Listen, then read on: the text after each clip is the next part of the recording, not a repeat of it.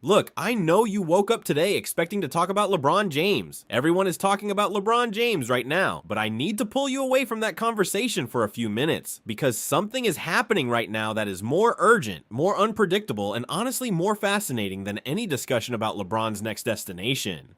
Shams Charania was on the air earlier today, live, and he said something out loud that I genuinely needed to hear twice before I could fully process it. The Kawhi Leonard trade to the Toronto Raptors, the big offseason move the Canadian franchise announced on June 30th, is officially paused. Not canceled, paused.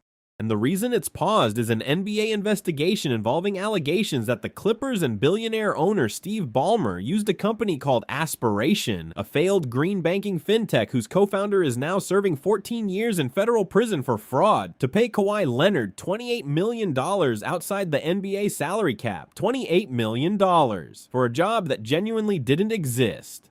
At a company that doesn't even exist anymore, having collapsed entirely under its own fraud allegations. Now, I want to ask you a very specific, very direct question before I go any further. Do you genuinely think the Golden State Warriors should be paying attention to this developing situation? Because I think they absolutely positively should, and I'm going to walk you through exactly why over the next several minutes. First, let's establish where the Warriors actually stand right now. Mike Dunleavy Jr., the youngest general manager in the league, is in a genuinely complicated position that he probably didn't picture when he took this job.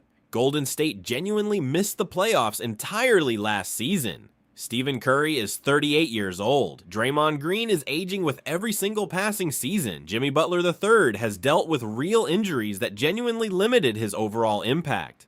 And the only real draft move they made was selecting Yaxel Lendeborg out of Michigan with the 11th pick, a talented young player who is not going to solve the franchise's problems right now this season. ESPN has reported that the Warriors have been using the LeBron James pursuit as a way to try to recruit pieces around Curry, hoping to build an attractive enough context that LeBron considers Golden State as a real destination. But Shams himself has already said that LeBron to the Warriors looks increasingly unlikely, and the waiting game around him has left the roster in a strange holding pattern, with open spots and real uncertainty about how to fill them. The Warriors currently have the non-taxpayer mid-level exception available, which is roughly $15.1 million. That's not much for a Kawhi conversation under normal circumstances, but these are not normal circumstances. Here's the scenario I want you to walk through with me. The NBA's investigation into the Clippers, conducted by the law firm Washtel Lipton, reaches a conclusion in the coming weeks, exactly as Silver has promised. Two outcomes are possible. In the first, the NBA doesn't find sufficient evidence and the Kawhi trade to Toronto is completed. End of story. Toronto gets its hero back. Kawhi plays alongside Scottie Barnes. Life goes on. In the second scenario, and this is the one nobody wants to say out loud, but everyone is quietly thinking about, the investigation finds solid evidence of a CBA violation. Steve Ballmer gets hit hard. Kawhi's original contract with the Clippers gets retroactively declared invalid. What happens to Kawhi in that case isn't entirely clear, because the league has genuinely never had this exact case before, but the buzz behind the scenes, as reported by NBC Sports, is that Leonard would be treated as the less culpable party in the scheme, and that any punishment for the player himself would be minimal, which could, depending on the specific legal structure, potentially open the door to a renegotiation of his overall situation as a free agent. I'm not saying this is going to happen, but I want you to understand that this scenario is being discussed by people who understand NBA contracts far better than I do, or you do. And if Kawhi Leonard somehow became available in that scenario, which teams in this league would have more to offer him beyond just money? Which teams have the combination of an immediate championship window, an elite offensive engine, historic legacy, and the opportunity to do something unforgettable in the twilight of an extraordinary career? The Golden State Warriors, with Stephen Curry, with Draymond Green, with the memory of 4 championships. With a young GM who is desperately in need of doing something that becomes news for good reasons. Kawhi Leonard and Stephen Curry have genuinely never once played together on the same NBA roster. That's almost hard to believe when you stop and think about it, because the two of them belong to overlapping generations and both are top 10 players of their respective eras. One Finals MVP in 2019 with Toronto, others in 2015, 2017, 2018, and 2022 with Golden State. Two of the most decisive players in high-pressure games this sport has ever produced. Putting both of them on the same team, even for just a season or two, would be one of the most extraordinary stories modern basketball has ever told. And here's the element that makes this conversation less absurd than it might sound. Kawhi Leonard is 35 years old. He spent the last stretch of his career with the Clippers dealing with injuries, dealing with criticism, dealing with being indirectly investigated for something he claims he never initiated. He wants to go to Toronto because he wants to close this chapter of his career somewhere people love him unconditionally, and Toronto's love for him after 2019 is genuinely one of the most beautiful phenomena North American sports has produced in the last decade.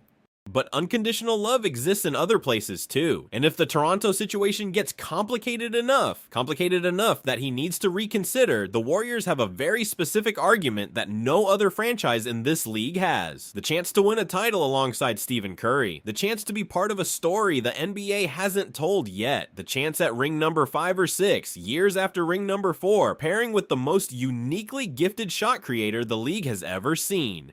I know you're thinking this is unlikely, and you're right, it is unlikely. The trade to Toronto will probably be finalized once the investigation concludes, and Toronto will keep Kawhi, and everything will proceed as planned. Let me also be completely honest about the doubts here, because that's how I always operate on this channel.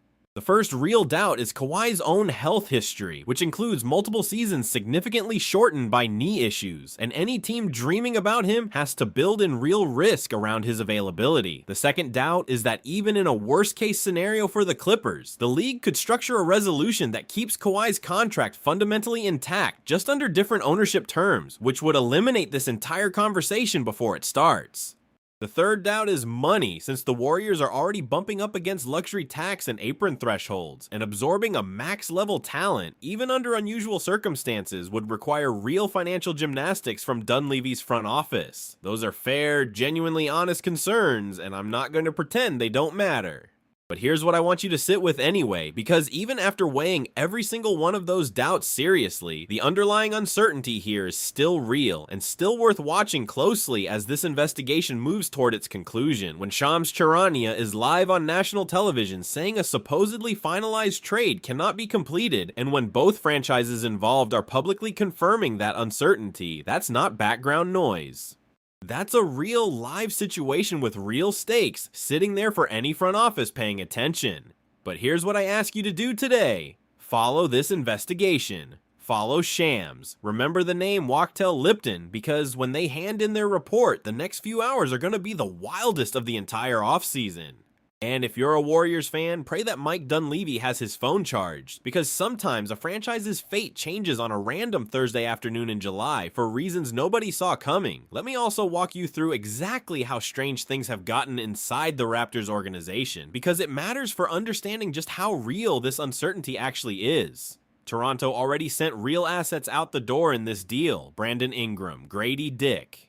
2 unprotected first-round picks in 2031 and 2033. A first-round swap in 2027, 2 second-round picks. That's a massive package for a player they cannot even officially call their own yet. Kyle Lowry, at his own retirement ceremony, publicly praised the front office for a move he believes signals a real championship push, saying on camera that Bobby Webster is trying to win a title and that adding a player like Kawhi amplifies everything on that roster. That's not the language of a franchise hedging its bets. That's the language of an organization that has already mentally moved on, even while the actual transaction sits frozen in league limbo. Here's a detail that I think gets lost in the noise. Because the Raptors used Ingram and Dick's salaries to take back more money than they sent out, Toronto is now hard capped at the first apron. That restricts what else they can do this summer, regardless of when the Kawhi trade eventually clears, if it clears at all. Combine that with reporting from The Athletic's John Hollinger that Kawhi's trade kicker situation is still genuinely undetermined because of incentive language tied to Emmanuel Quickley, RJ Barrett, and Jakob Poeltl, and you start to see just how many moving parts remain unresolved here, weeks after this deal was supposedly agreed to in principle back on June 30th. Now let me build out the actual basketball case for why this pairing would work, because I don't want this to just be about legal drama. I want you to see the on-court fit too. Stephen Curry's entire offensive game is built around gravity, around forcing defenses to send 2 and sometimes 3 defenders at him the moment he crosses half court. Kawhi Leonard, even at 35, remains one of the smartest, most efficient scorers in the league, specifically because he punishes exactly that kind of attention. Picture a possession where Curry pulls the defense out to 30 feet, and Kawhi is standing in the weak side corner or working a mid-post switch against a smaller defender who has no answer for his combination of size, footwork, and pure scoring craft. That's not a hypothetical fit built on name value. That's a real functional basketball marriage between two of the most cerebral offensive players this sport has ever produced. And let's talk about what Kawhi's defensive reputation alone would do for this roster. The Warriors, even in their championship years, have occasionally lacked a true elite point of attack defender who can shut down an opposing team's best perimeter scorer without needing help.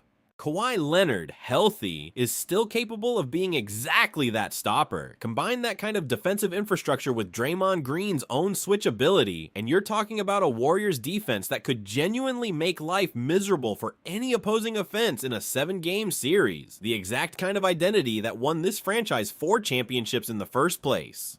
Let me also put this in the context of what Golden State is actually chasing right now, because it raises the emotional stakes considerably. This is a franchise that has already won 4 championships with this exact era of players, but the calendar does not lie, and every single year that passes without one more real shot at a title is a year this front office can never get back. Stephen Curry has been remarkably patient, waiting for this front office to build one more real contender around him. The single greatest shooter this sport has ever seen deserves a genuine final act, not a slow fade into irrelevance, while the front office waits on a free agent who has already made clear he's leaning elsewhere. Let me also touch on the exact timing angle here because it's genuinely relevant to understanding how fast this entire situation could move if it does move at all in the coming weeks. NBA Commissioner Adam Silver said at his own finals press conference that his instruction to investigators is that they cannot investigate forever, that at some point the process has to wrap up even while getting the details right remains the priority. That's about as close as a sitting commissioner gets to publicly setting a deadline. Combine that with Karanaya's own reporting that the league expects this to conclude in the coming weeks, and you have a real bounded window where this uncertainty either resolves cleanly toward Toronto or blows the entire situation wide open. Front offices around this league do not sit idle during windows like that. They prepare contingencies quietly, they run financial models, they keep lines of communication open just in case. The Warriors are stuck waiting on LeBron, Toronto is stuck waiting on the NBA, and Kawhi Leonard is sitting somewhere being exactly who Kawhi Leonard always is, which is to say, impossible to read, impossible to predict, and more relevant to this year's championship conversation than anyone expected when the offseason began. Tell me down below, honestly and truly, if the investigation somehow flips this entire situation upside down, does Golden State actually make the call? Does Mike Dunleavy find a way to get genuinely creative with the cap sheet for a real shot at pairing Kawhi with Steph before this whole era closes for good? Or is this simply pure fantasy that ends the moment Toronto's paperwork finally clears the league office? Because somewhere in the Bay Area right now, a Warriors front office that has spent this entire summer chasing one specific story, the LeBron story, is quietly aware that a completely different, arguably more consequential story might be unfolding 2,000 miles away, inside a law office in New York City, involving a 2-time finals MVP whose destination is genuinely less settled than the entire basketball world currently assumes.